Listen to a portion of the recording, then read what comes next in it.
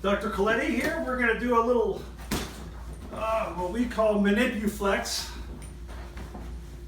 First things first, we're going to bring the legs up. And we have Alicia, who's a patient of mine, has been a patient of mine for years. And now since we've been performing this Manipuflex, she looks forward to it.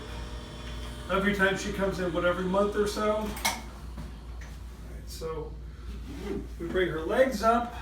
We're going to stabilize the pelvis with straps. And this enables me to go ahead when I traction her neck and up her back. Her body doesn't fly off the table. We wouldn't want that. All right, now let me know if that's good.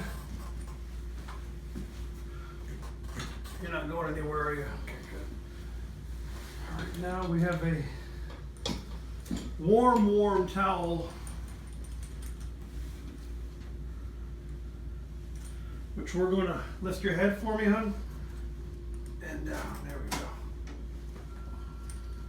Let me know if this is going to be too warm for you. Okay. All right. Then we're going to roll it up. Okay. Relax. Legs straight, loose. And you're just going to relax. We're going to stretch for a minute.